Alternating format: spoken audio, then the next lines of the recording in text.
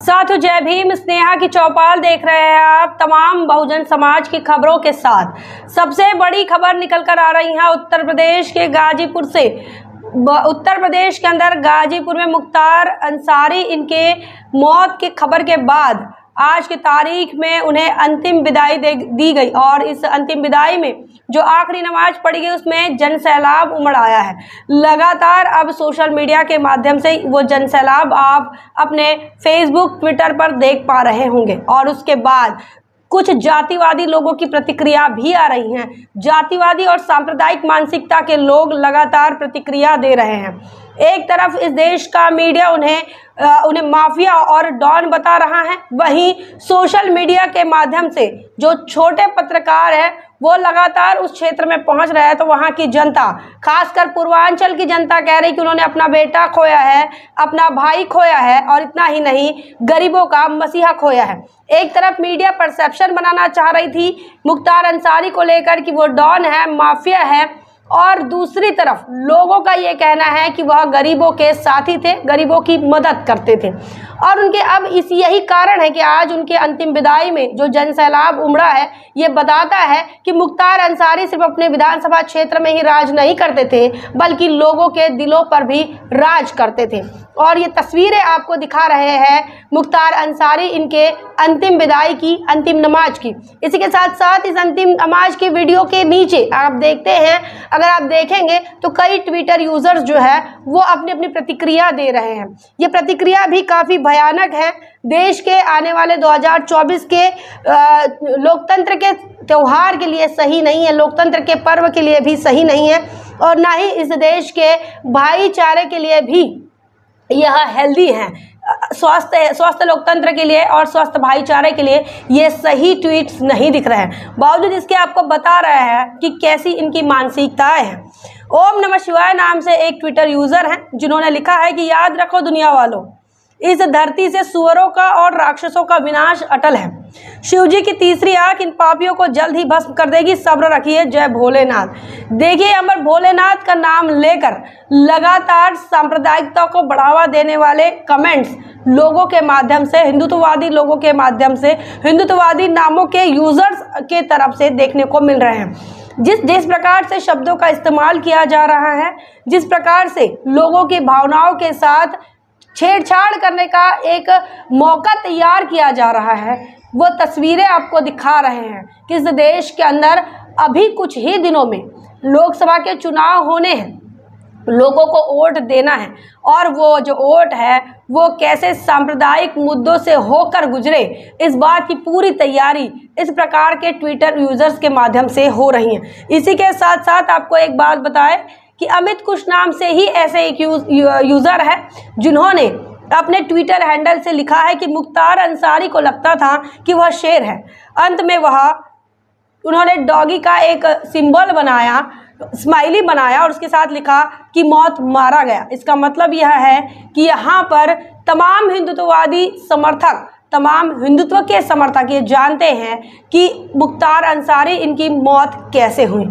ये जो मेडिकल की रिपोर्ट बता रही हैं, जो मीडिया की रिपोर्ट बता रही हैं, उनसे बेहतर ये ट्विटर यूज़र्स जानते हैं। इसी के साथ साथ आपको ये भी बताएं कि ये सिर्फ ट्विटर यूज़र्स नहीं कह रहे हैं बल्कि अमित शाह जैसे इस देश के पूर्व गृह मंत्री भी कह रहे हैं कि हम ही ने मुख्तार अंसारी से आज़ादी दिलाई, भाजपा ने ही अतीक अहमद से आज़ादी दिलाई, भाजपा ने ही आजम खान से आज़ादी दिलाई। ये क्या कहना चाह रहे हैं, इस बात को बहुजन समाज ने और ख़ासकर इस देश के पसमानदा और मुसलमान समाज ने गौर करना। सबसे बड़ा काम अगर कोई किया है तो हमने निजाम से मुक्ति दिलाई। निजाम जानते हो क्या है? जानते हो? नहीं जानते हो? मैं बताता हूं। निजाम में एन से मतलब है नसीरुद्दीन सिद्दीकी से मुक्ति भारतीय जनता पार्टी ने दिलाई।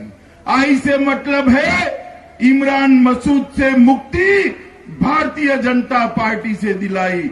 आजम खान से मुक्ति भारतीय जनता पार्टी से दिलाई।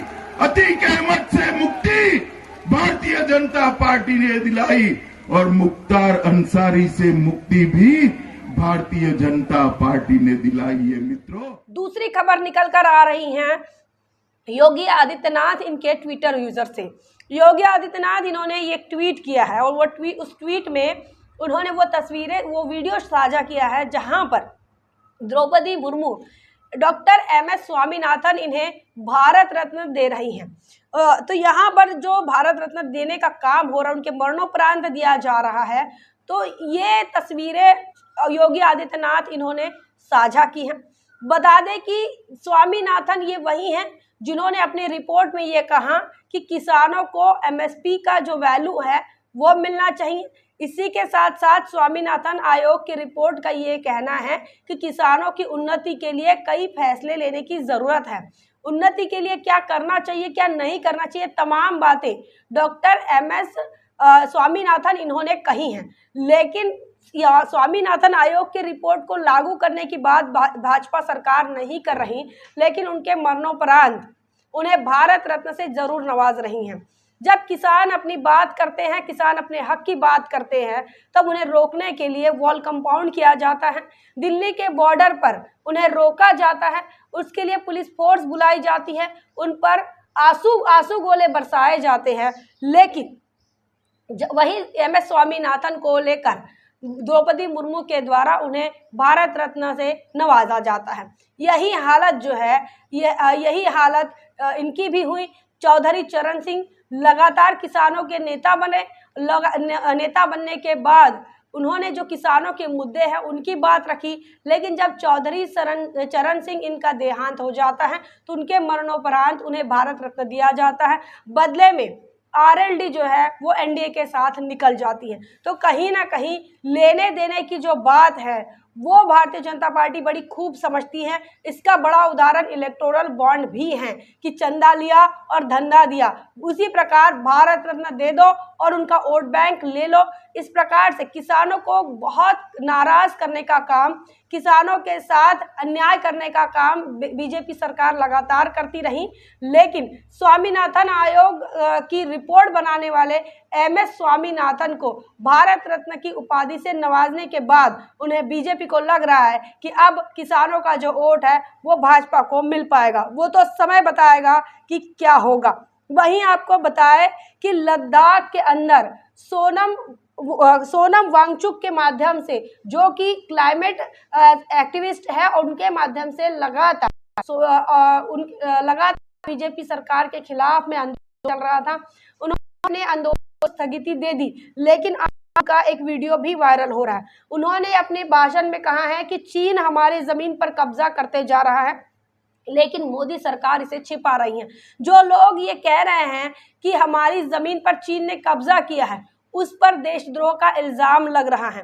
दूसरी तरफ उत्तर से चीन अपना अतिक्रमण बढ़ाए जा रहा है दशकों से, और हाल के सालों में तो हद से ज्यादा, और ये भी छुपाया जा रहा है। एक तरफ इतनी पीड़ा इन चरवाहे समुदायों को, और उसके बाद वो आह भी ना कर पाए।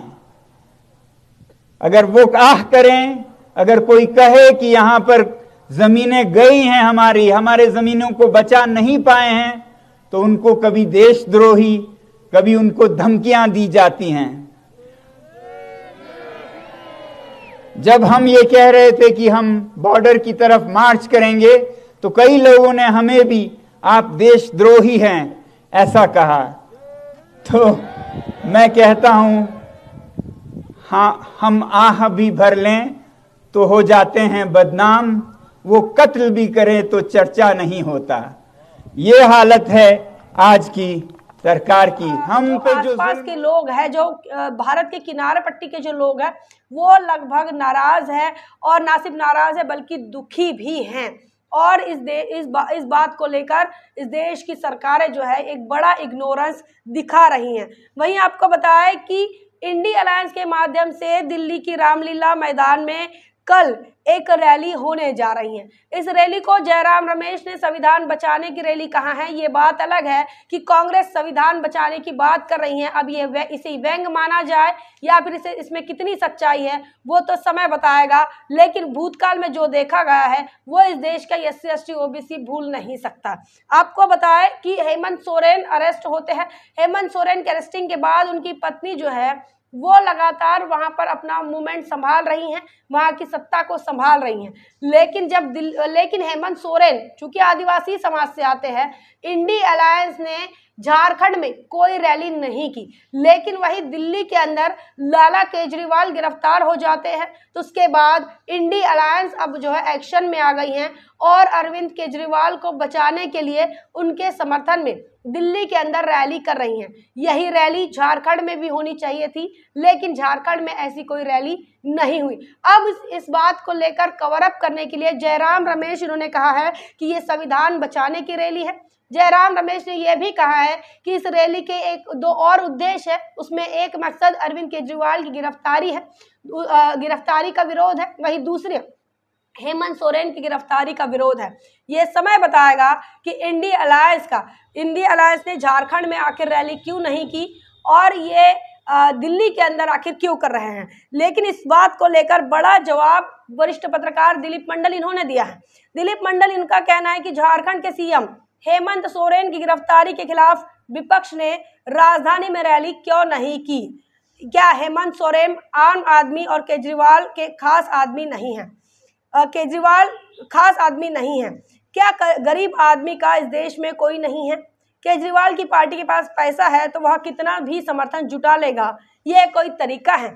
यहाँ पर दिलीप मंडल ने सवाल पूछा है और सवाल ये किया है कि इंडी अलायंस से वो पूछ रहे हैं कि अगर हेमंत सोरेन की जब बात होती है तो इंडी अलायंस एक्शन मोड में नज़र नहीं आती, वही बात अरविंद केजरीवाल के साथ होती है तो वो एक्शन मोड में नज़र आती हैं। उन्होंने कहा अरविंद केजरीवाल के पास पैसा है, हेमंत सोरेन आदिवासी समाज से आते हैं और गरीब हैं, तो इसीलिए इंडी अलायंस उनके साथ नहीं है। ऐसा बड़ा सवाल दिलीप मंडल के माध्यम से किया जा रहा है। वहीं आपको बताएं कि आज की तारीख में बहुजन समाज पार्टी गाजियाबाद से बड़ी खबर निकल कर आ रही है। गाजियाबाद में बहुजन समाज पार्टी ने अपने कैंडिडेट का नाम जो है वो घोषित कर दिया है। गाजियाबाद में बहुजन समाज पार्टी के जो कोऑर्डिनेटर हैं शमसुद्दीन राइन, इन्होंने अपने कैंडिडेट की घोषणा की। बता दें कि अंशय कालरा इनको बहुजन समाज पार्टी ने अपना प्रत्याशी बनाया है और आने वाले 2024 के लोकसभा के चुनाव में बहुजन समाज पार्टी की तरफ से अंशय कालरा जो है ये बसपा के गाजियाबाद के प्रत्याशी रहेंगे। शमसुद्दीन राइन इनका ये बड़ा बयान आया है। इसी के साथ साथ आपको ये बताएं कि लगातार इस देश के अंदर इवेंट मैनेजमेंट हो रहा था। देश की सरकार ने इवेंट को लेकर, एड को लेकर, मार्केटिंग को लेकर लगातार पैसा खर्चा किया, लेकिन इन पिछले 6 महीनों में, सिर्फ 6 महीनों में भारतीय जनता पार्टी ने लगभग 38 करोड़ रुपया खर्चा किया है, गूगल को दिया है ऐड करने के लिए। और वो ऐड क्या है? ऐड ये है भारत के प्रधानमंत्री नरेंद्र मोदी इन्हें प्रमोट किया जाए, तो गूगल ऐड ने भारत के प्रधानमंत्री को प्रमोट किया। इतना ही नहीं, उन्होंने जो अपने फायदे गिनाए कि बीजेपी सरकार के क्या फायदे हैं, इसके लिए भारतीय जनता पार्टी ने जनता का पैसा खर्चा किया और वो लगभग 38 करोड़ रुपए खर्चा किया। वहीं आपको बताएं कि पिछले बार ये अभी फरवरी में 2024 में ये जो सामने आया है ये 38 करोड़ की बात है, और इसी के 6 महीने पहले सितंबर में जितना खर्चा किया था उससे ये 73% अधिक है। ये जो रिपोर्ट है ये न्यूज़ लॉन्ड्री की रिपोर्ट है और न्यूज़ लॉन्ड्री ने इसको लेकर अच्छा खासा जो है ऑपरेशन पोस्टमार्टम किया है। वहीं आपको बताएं कि देश के अंदर मोदी सरकार के अच्छे दिन की चिरफाड़ जो है वो ILO ने भी कर दी है। इंटरनेशनल लेबर ऑर्गेनाइजेशन ने भी एक अच्छा खासा पोस्टमार्टम भारतीय जनता पार्टी के अच्छे दिन का कर दिया है। बता दें कि उनका ये कहना है कि भारत के अंदर 100 में से 83% जो युवा है वो बेरोजगार है, और उन्होंने ये भी कहा है कि साल 2000 में पढ़े लिखे युवाओं की जो बेरोजगारों की संख्या थी वो लगभग 35.2% थी। आज के तारीख में वो बढ़कर 65% हो गई हैं। और यही ये साथ में ये ILO का ये भी कहना है कि देश के अंदर जो लोग हैं, जनता है, उनकी इनकम में भी लगातार तेजी से घटत हो रही हैं। तो यहाँ पर सारा कच्चा चिट्ठा जो है भारतीय जनता पार्टी का निकलकर सामने आ रहा है। चाहे वो रोजगार की बात हो, चाहे वो एडवर्टाइजमेंट की बात हो, और चाहे फिर वो इलेक्टोरल बॉन्ड की बात हो, चाहे वो चंदा लेकर धंधा देने की बात हो, भारतीय जनता पार्टी लगातार एक्सपोज हो रही है। EVM का मामला हो या फिर तमाम सारे मामले को लेकर हिंदुत्ववादी संगठनों के माध्यम से मुसलमानों को जो टारगेट किया जा रहा है, मुसलमानों के साथ जो व्यवहार किया जा रहा है, उसको लेकर हो, दलितों के उत्पीड़न को लेकर हो, तमाम अक़लियतों के साथ हो रही जुल्म जातियों को लेकर हो, इस देश के अंदर कानून व्यवस्था जो है वो कहीं ना कहीं मैनिपुलेट करना, ये तमाम मामले इस देश के अंदर लगातार देखने को मिल रहे हैं। विपक्ष क्या कर रहा है? विपक्ष भी जाति देख रहा है। आज की तारीख में कल इंडी अलायंस के माध्यम से जयराम रमेश का बड़ा बयान सामने आया है। कल वो बड़ी रैली करने जा रहे हैं राजधानी दिल्ली में, लेकिन हेमंत सोरेन को लेकर इस प्रकार की कोई भी एक्शन इंडी अलायंस ने नहीं की। क्या इंडी अलायंस अब तक इंतजार कर रहे थे कि जब कोई सवर्ण नेता अरविंद केजरीवाल के जैसा पैसे वाला नेता गिरफ्तार होगा तब जाकर ये रैली करेंगे? ऐसा बड़ा सवाल दिलीप मंडल के माध्यम से किया जा रहा है। तो इस प्रकार से कई सवालों के घेरे में आज बीजेपी की सरकार है और साथ ही में विपक्ष भी इसी घेरे में है। समाजवादी पार्टी से अगर कुछ लोगों को उम्मीदें होंगी तो समाजवादी पार्टी भी लगातार मुस्लिमों से दूरी बना रही है। मुस्लिमों के वोटों का इस्तेमाल करना समाजवादी पार्टी से सीखना चाहिए, लेकिन मुस्लिमों के उनके रिटर्न में, उनको वापसी में उनको मान सम्मान भी समाजवादी पार्टी नहीं देना चाहती। ना ही मान सम्मान बल्कि उनके अल्फाजों से भी लगातार परहेज करते हुए अखिलेश यादव देखने को मिल रहे हैं। ये तमाम बातों को लेकर आपका क्या मानना है, क्या सोचना है, कमेंट सेक्शन में जरूर लिखिए। बने रहे नेशनल चौपाल पर, तब तक के लिए जय भीम, जय भारत। नेशनल चौपाल लगातार मनुवादी ताकतों के खिलाफ काम कर रहा है और काम करते रहेगा। बहुजन समाज से जुड़े और उसके आंदोलन से जुड़े हर खबरों को आप तक पहुंचाते रहेगा, लेकिन हमारे साधन संसाधन की कमी के कारण हम इस लड़ाई में कमज़ोर हो रहे हैं। आप तमाम साथियों से हम अनुरोध करते हैं कि नेशनल चौपाल को बचाइए, हमें आर्थिक सहयोग करें और हमें मजबूती प्रदान करें। जय भीम, जय भारत।